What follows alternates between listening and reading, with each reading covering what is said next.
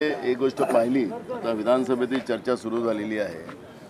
Maratha OBC आरक्षणाच्या बाबतचा जो वाद या सरकारने जो रस्त्यावर लढवला आणि सरकारच्या या वैचारिक जो त्यांचा जो शाहू फुले आंबेडकर विचाराला संपुष्टात आणण्याचं जे पाप यांचं जे आहे ते पाप या ठिकाणी स्पष्ट होते आहे. आपण पाहिलं असेल की आज मराठा आणि ओबीसी समाजामध्ये जो संघर्ष निर्माण करण्यामध्ये सरकारचा मोठं योगदान आहे.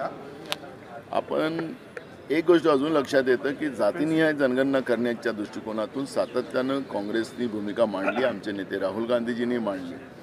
पण हे म्हणतात गरीब जात आहे, आता ह्या जाती नाही आहेत. पण संविधानिक व्यवस्थेला हे न मानणारं भाजप आहे, त्याच्यामुळे हे सगळे प्रश्न निर्माण झाले. हा छत्रपती शिवाजी महाराजाचा महाराष्ट्र आहे आणि या महाराष्ट्रामध्ये न्यायिक भूमिका घेणं हे सरकारची जबाबदारी होती.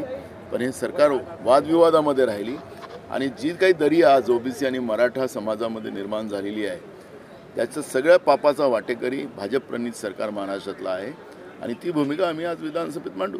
लोकसभा निवडणुका तोंडावर आहेत आणि अशातच जे शिवसेनेचे खासदार आहेत ते आता असं म्हणजे म्हणू लागलेले आहेत, प्रभाव त्यांचा जास्त कमळावरती आहे आणि कमळाच्या चिन्हावर जर लढलो तर निवडून येऊ शकतो असं देखील तो त्यांच्या पक्षाचा इश्यू आहे, त्याच्याबद्दल आम्हाला चर्चा करायची. सर, अजित पवार यांनी काल एक वक्तव्य केलेलं आहे लक्षवेधीला उत्तर देताना, प्रश्नोत्तराला उत्तर देताना विधान परिषदेमध्ये की पीएचडी विद्यार्थी जे करतायत त्यांना सारथीमार्फत पूर्ण अनुदान देण्याची मागणी होती, त्यावरती पीएचडी करून ते काय दिवे लावतात असं त्यांचं वक्तव्य होतं. या सरकारचा माज जो आहे, हा माज जो आहे या सरकारचा तो त्याच्यातून स्पष्ट होतो आहे. पीएचडी शिक्षणाचा अधिकार हा आमचा आहे आणि हा शाहू फुले आंबेडकरांचा महाराष्ट्र आहे. या महाराष्ट्राने शिक्षणाचा पाया रोवला, ज्या आमच्या आदर्शाने त्याचा पाया रोवला तो देशामध्ये गेला आणि म्हणून देशामध्ये आमच्या महिला प्रधानमंत्री होऊ शकल्यात, राष्ट्रपती होऊ शकल्यात, आज मोठ्या मोठ्या पदावर आहेत. त्याचं सगळं मूळ जे आहे ते महाराष्ट्र आहे आणि त्या महाराष्ट्रातला एक जबाबदार मंत्री राज्याचे उपमुख्यमंत्री अजित पवार हे ज्या पद्धतीने त्यांनी काल वक्तव्य केलं की पीएचडी केल्याने काय दिवे लावणार, तर त्याचा अर्थच असा आहे की हे शैक्षणिक व्यवस्थेच्या विरोधात हे भाजप-प्रणीत सरकार आहे हे त्याच्यातून स्पष्ट होते. सर, केंद्रीय निवडणूक आयुक्त जे आहेत काल उद्धव ठाकरेंची आमदारांची अपात्रतेची सुनावणी चालू आहे. काल सुनावणी दरम्यान शिंदे गटाचे जे आमदार आहेत भरत गोगावले त्यांना प्रश्न करण्यात आला होता की तुम्ही सुरतला का गेलेत, तर त्यावेळेस उत्तर देताना ते बोलले की छत्रपती शिवाजी महाराज सुद्धा सुरतला गेले होते आणि म्हणून मी गेलो. तर हे कसं बघताय, कसं वक्तव्य आहे? छत्रपती शिवाजी महाराजांच्या नावाने हे लोक सत्तेत येतात, त्यांचं नाव घेऊन त्यांच्या घोषणा करून हे सत्तेत येतात. पण मग सत्तेत आल्यानंतर छत्रपती शिवाजी महाराजांचा पदोपदी अपमान कसा करायचा हे त्याला विसरत नाही.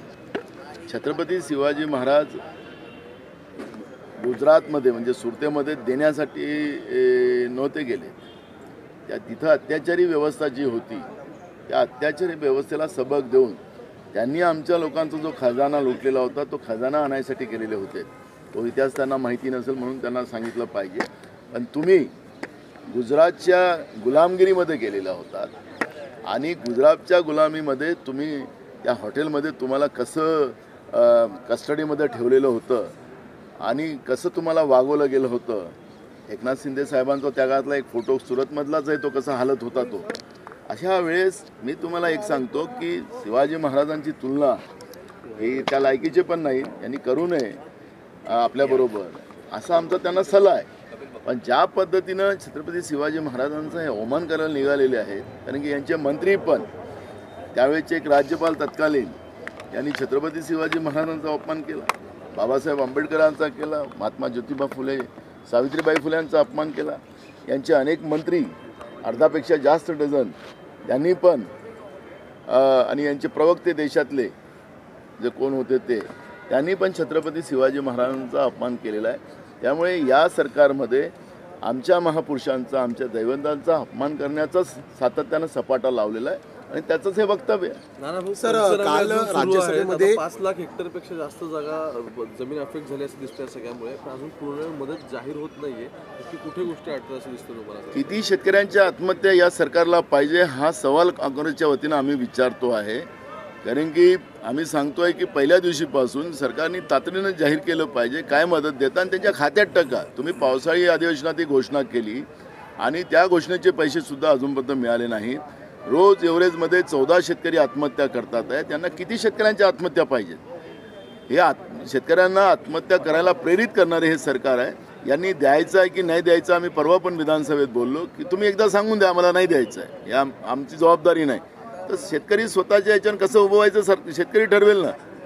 पण एकीकडे घोषणा करायच्या, त्यांच्या जखमेवर मीठ सोडायचं आणि घोषणाच्याच पाऊस पडायचा. परवा चर्चा संपली. मुख्यमंत्र्यांनी कालच त्याचा रिप्लाय करायला पाहिजे. आम्ही शुक्रवारी रिप्लाय करू. अजून पंचनामे आले नाही. मागच्या अवकाळी पावसाचे पंचनामे आलेत, मग त्याच्यानंतर पावसाळी फसलीचे नुकसान झालेत. तुम्हाला पंचनामेच करत आहे हे सरकार सातत्यानं. तर शेतकऱ्यांचा पंचनामा करायला निघालं काय आणि त्यांचा जीव घ्यायला हे सरकार निघालं काय? या पद्धतीचं भावना आता महाराष्ट्रातल्या शेतकऱ्यांच्या आहेत, आमच्या आहेत. सर, काल केंद्रीय निवडणूक आयुक्तांच्या निवडीसंदर्भात एक विधेयक राज्यसभेत मंजूर झालेलं आहे.